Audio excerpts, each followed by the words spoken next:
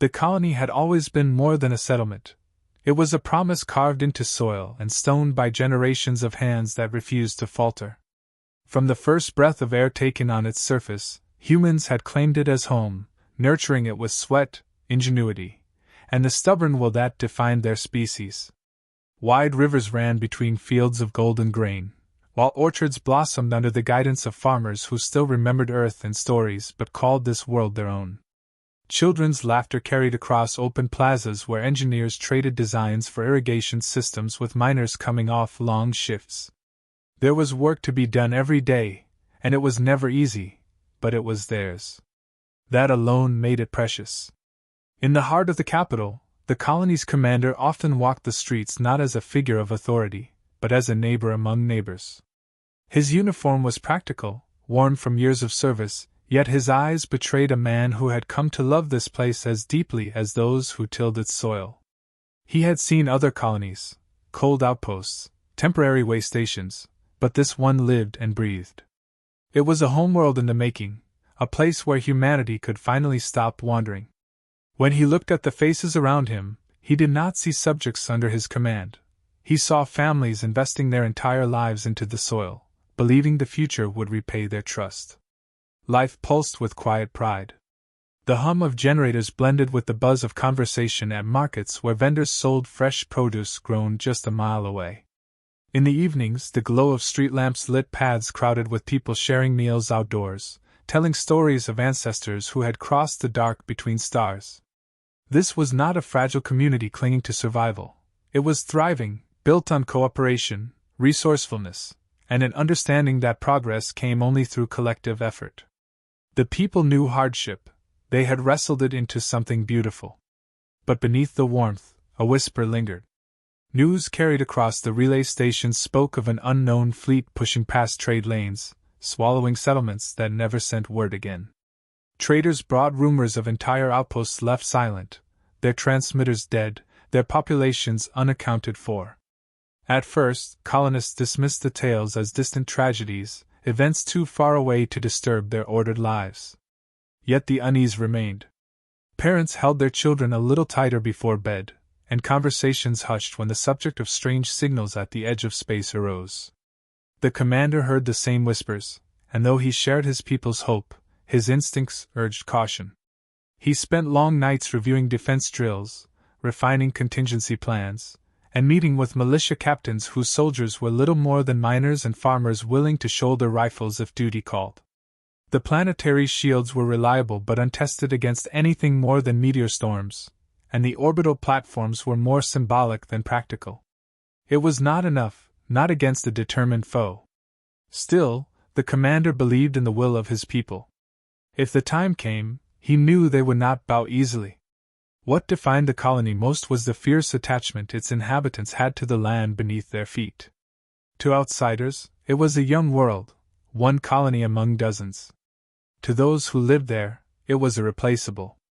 Every stone foundation carried the weight of personal sacrifice, a family that had worked themselves to exhaustion to see a roof raised, a farmer who had gambled his life's savings on the first plow, an engineer who had left behind Earth's cities to craft something new in the unknown. Every tree planted in the parks was a reminder that humans could build beauty where once there had been only wilderness. This wasn't just soil, it was memory, promise, and belonging bound together. The commander understood this better than anyone. He often stood at the balcony of the Central Council Hall, watching sunsets that bathed the horizon in crimson and gold.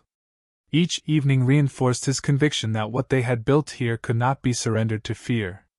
He thought of the children who ran across the courtyards, of the old men who told stories of long voyages, and of the countless families who had poured themselves into shaping a future. He knew then, with quiet certainty, that if danger came, every soul on this world would rise in defense of it. Even the small details carried weight. The sound of blacksmiths forging tools in workshops, the smell of bread from communal ovens, the laughter of students debating lessons in science and history, all of it formed a tapestry too intricate to abandon. Home was not an abstract ideal, it was lived experience, layered and complex. And humanity, for all its flaws, had always been most dangerous when defending what it loved. The colony lived in peace, but it was not naive peace. Beneath the surface, every heart carried an ember of readiness.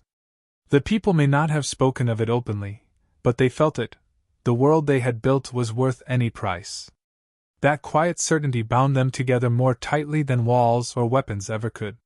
It was a unity born not of fear but of devotion, the kind of unity that no invading fleet could measure in numbers or dismiss as weakness. The stage was set. They did not yet know what was coming, but already, in the marrow of their bones, they were prepared to defend it. Because this was not merely a colony in the outer rim. It was home. They came without warning. One moment the skies were quiet, the next they were scarred with streaks of fire as enormous vessels broke atmosphere. Their arrival was not heralded by negotiation or declaration, but by violence. Entire districts shuddered under the impact of orbital bombardments. Towers crumbled like brittle clay, fires spread unchecked, and the hum of the colony's daily rhythm was replaced with the screams of the dying. It was the kind of devastation no one believed would ever reach their world, sudden and merciless. The invaders had not chosen this colony by chance. To them, it was an easy target, an outpost far from the main arteries of human military power, defended by little more than local militias and outdated platforms. The alien ships blotted out the stars, sleek constructs of dark metal built with the efficiency of predators. They descended in disciplined formations, their commanders convinced that the conquest of one human settlement would serve as a message to the rest. Resistance was pointless. The opening salvos tore through the orbital defenses in minutes. Platforms designed for meteor detection and the occasional pirate skirmish buckled under concentrated fire. Shield generators strained and failed as precision strikes pounded them into silence. With every blow, the invaders confirmed their own arrogance. They believed humanity's resolve was as fragile as the technology protecting them. On the ground, panic surged. Families clutched one another as explosions shook the earth, dust and fire choking the air. Roads clogged with fleeing civilians, desperate to escape falling debris. Markets that had been filled with laughter only hours earlier were reduced to rubble. Yet even in chaos, the colony's stubborn spirit refused to fracture. Volunteers rushed to designated shelters, pulling strangers out of collapsed buildings, carrying the wounded with bare hands when no stretchers remained.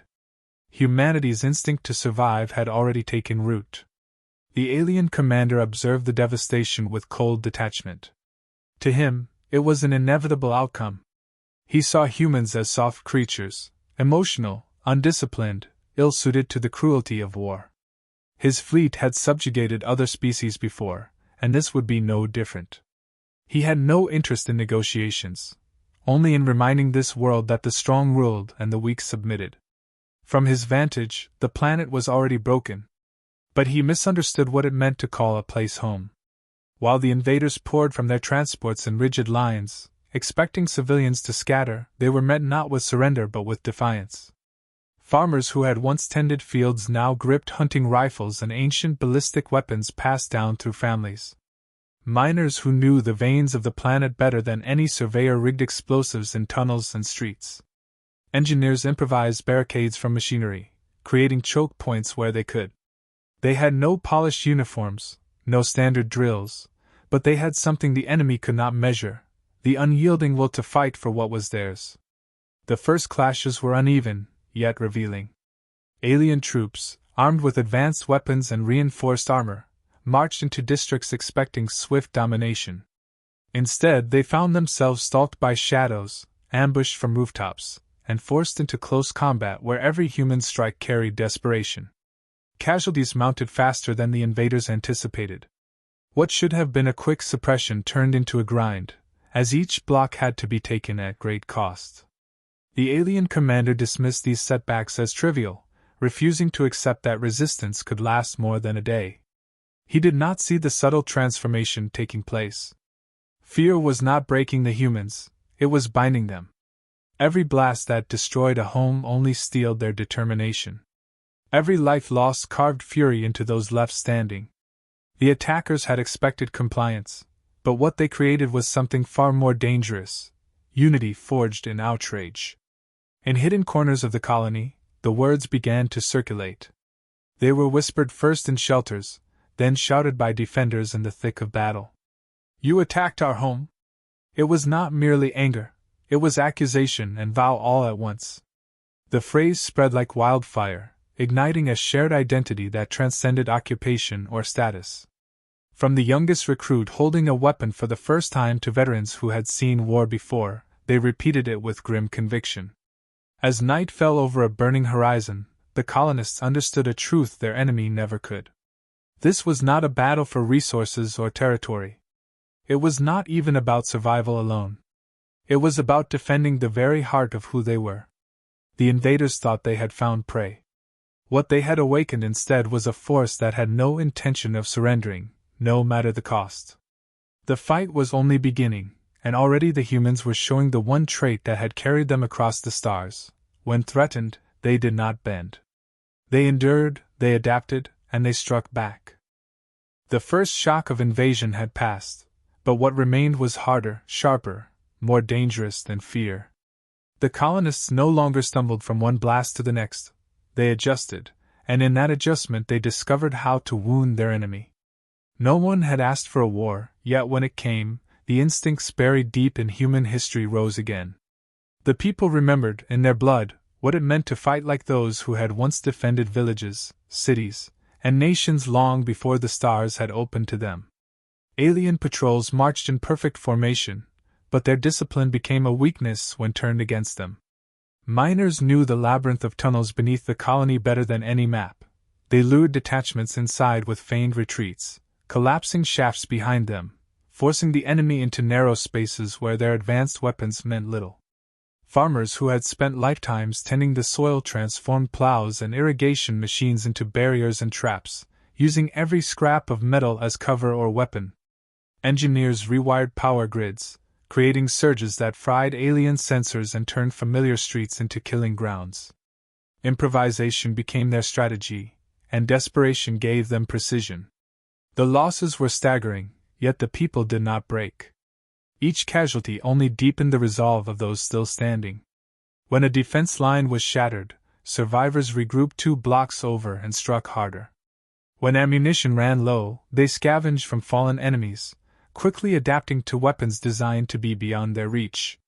To the invaders, this persistence was maddening. They had expected frightened civilians to scatter, not relentless fighters who clawed at every inch of ground with a fury that seemed inexhaustible. The colony's commander became the voice of this defiance. He spoke through battered transmitters and hand-carried messages, his words carrying across the firelit nights. He reminded his people that they were not defending a mere settlement, but everything they had built together, their homes, their families, their dreams of permanence. "We do not fight because we are soldiers," he told them. "We fight because no one else will stand in our place. We fight because this is ours, and no one will take it from us." Those words hardened resolve like tempered steel, repeated by every defender until they became a vow. The turning point came not in grand strategy but in the small victories that chipped away at the invaders' confidence. A squad ambushed in a narrow street and cut down to the last. A supply convoy toppled by a single well-placed charge. An alien officer dragged into darkness by colonists who refused to die quietly. These moments were retold in whispers, spreading from one end of the colony to the other. Each story reminded the people that their enemy was not invincible. Each success stoked the fire that had begun with a single furious declaration: they had attacked the wrong world. The aliens, for all their technology, could not adapt as swiftly.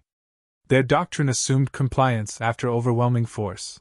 When that failed, they escalated with greater brutality, leveling districts wholesale.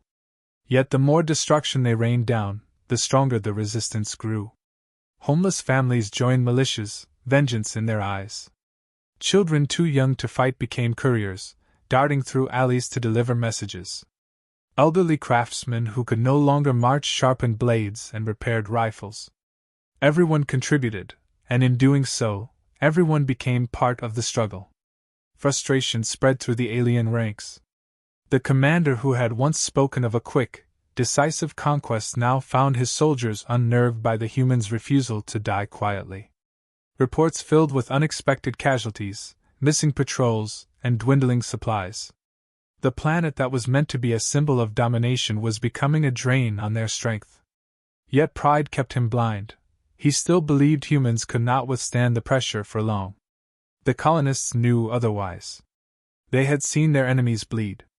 They had learned how to strike and vanish, how to turn every alley and rooftop into a battlefield. The longer the fight continued, the more confident they became. They were not fighting for victory in the conventional sense. They were fighting to prove that no one could shatter them, that an attack on their home was an attack that would be repaid tenfold. What began as survival had transformed into something greater. Humanity was no longer merely holding ground, it was seizing momentum. Every ambush, every sabotage, every act of defiance sent a single message reverberating through the burning streets and into the hearts of the invaders: you underestimated us, and now you will pay. The invaders had come expecting to teach a lesson in subjugation, but instead it was they who began to learn.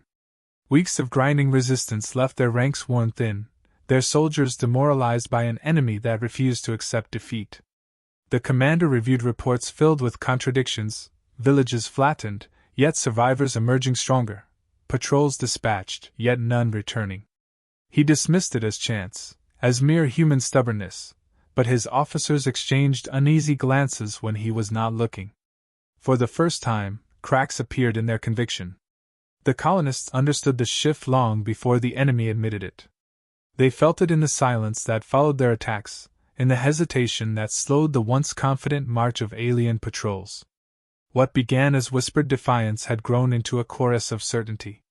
Every fighter, every civilian, every survivor carried the same words on their lips: you attacked our home, and for that there would be no forgiveness. The colony's commander knew the moment had come to transform resistance into declaration. He called upon every transmitter, jury-rigged and failing though they were, and his voice carried across battlefields and broken cities.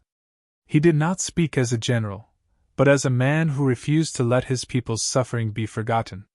You thought we would kneel, he said, his words firm, stripped of pretense. You believed our homes were buildings, our lives statistics. But every stone you toppled, every life you ended, has become a weapon turned back upon you. We are human. We endure.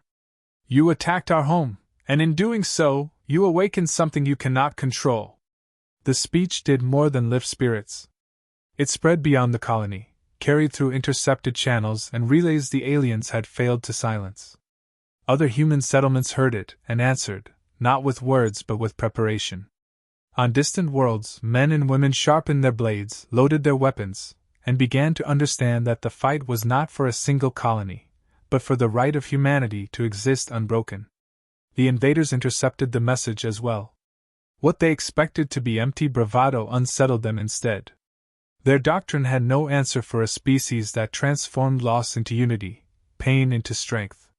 Where others had submitted after first contact, these humans seemed only to grow stronger. The commander of the fleet, for all his arrogance, could not silence the doubt creeping into his mind. If one colony could resist so fiercely, what would happen when the others joined them? On the ground, the fighting intensified, but now it carried a different tone. Humans no longer fought merely to survive the next hour. They fought with the certainty that their defiance had meaning beyond the battlefield. Alien soldiers felt it in the way their enemies attacked with unwavering determination, as if every blow was backed by something greater than flesh and blood. Fear, once absent among the conquerors, began to root itself deep within their lines. The alien commander demanded renewed offensives, but his soldiers hesitated. They had seen comrades vanish in the night, their units picked apart by hunters who never seemed to tire. They had heard the words of the human broadcast echoing from captured devices, repeated even by those they had imprisoned. For the first time in their campaign, they felt hunted. The humans, for their part, did not relent. They pressed their advantage with precision, striking where the enemy was weakest, never offering a decisive engagement, but always making their presence known. It was not about winning every clash. It was about showing the enemy that no matter how many they killed, the colony remained unbroken. The aliens could scorch the ground, but they could not claim it. The declaration had reshaped the war. It was no longer a contest of weapons but of will, and in that contest the invaders were losing. They could destroy buildings, but not the bond that tied humans to their home. They could inflict casualties, but not extinguish the fire that burned brighter with every loss.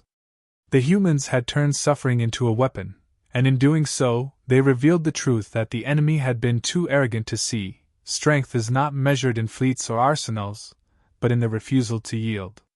As days bled into nights, the aliens began to realize their mistake. They had chosen this colony as a demonstration of their dominance, but what they had created instead was a legend. In striking at humanity's heart, they had given it a cause worth uniting behind. The humans' words echoed not only across the colony but across the stars, a simple vow carried on every frequency: "You attacked our home, and we will never forget." The smoke had barely lifted when the people began the work of rebuilding. The colony lay scarred, entire districts reduced to rubble, yet no one mistook the devastation for defeat. Survivors carried bricks, cleared wreckage, and raised shelters out of the same ground that had been scorched only days before. The air still smelled of ash, but it was also filled with determination. To those who had endured, the ruins were not symbols of loss but monuments to endurance. Every collapsed wall spoke of sacrifices that had bought another dawn, every crater a reminder of how much the enemy had failed to take. Families mourned openly, but even in grief, their eyes held fire. They remembered who and what had been taken from them, and they remembered why they had stood their ground. For the children who had hidden in shelters, for the elderly who had offered their hands in the fight, for the countless names etched into memory, the work of restoration became sacred. It was no longer only about survival. It was about proving that what had been defended with blood would not vanish into dust. The commander who had guided them through the storm walked among the survivors without ceremony. His presence did not carry triumph, only quiet pride. He spoke little, for words were no longer needed. Every action of the people around him, hauling stone, planting anew, sharing what little food remained, was testimony to the truth he had proclaimed: humanity did not bow, even when the ground trembled beneath them. His gaze lingered not on the destruction but on the sparks of life rekindling in every corner. Beyond the colony, the ripples spread. Other settlements listened to the stories carried across the networks, stories of ordinary people who had refused to break under overwhelming force. The phrase that had bound the defenders, "You attacked our home," now echoed in distant systems, no longer belonging to one colony but to all of humanity. Where once the stars had been dotted with isolated outposts, now they seemed stitched together by a common oath. Those who had doubted their own strength found resolve in the example carved out of blood and fire.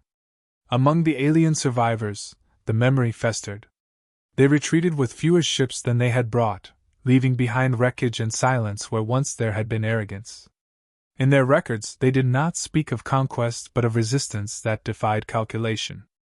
Officers whispered warnings to one another, reluctant to admit fear yet unable to deny the truth.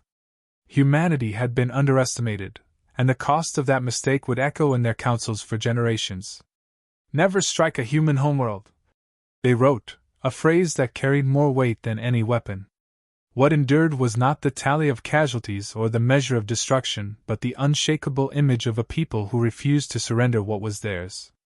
For humanity, the colony became more than a settlement, it became a symbol etched into the identity of the species. Songs were written about it, not glorifying war but honoring the resilience that had turned tragedy into strength. Children grew up hearing the stories, understanding that home was more than walls and soil. It was belonging, and belonging was worth every sacrifice. The invaders had believed that fire would erase humanity's presence, but instead, it branded them into the history of the stars. From that day forward, no enemy could look upon humans without recalling what had been endured here. The colony stood rebuilt, scarred but alive, a living monument to the principle that had carried them through. When home is threatened, humanity becomes unbreakable. Generations later, long after the last fires had been extinguished and new towers rose where ruins once lay, the story remained. It was told not as a tale of destruction but as a reminder of unity, a lesson carved into memory. The strength of a people lies not in weapons or numbers but in the love they bear for what they refuse to lose. The Declaration had become part of their identity, as inseparable from humanity as their will to explore and endure. The world they defended was no longer just a colony. It was the place where humanity had shown the galaxy the truth, that even when faced with annihilation, they would not yield. They would endure, they would rise, and they would remember. The enemies who had thought themselves conquerors had, without knowing it, created the very legend that would ensure they could never again approach humanity with impunity. And the people who had stood together in the darkest hours would forever be remembered as the ones who proved the simple, immortal truth: humans fight fiercest when they fight for home.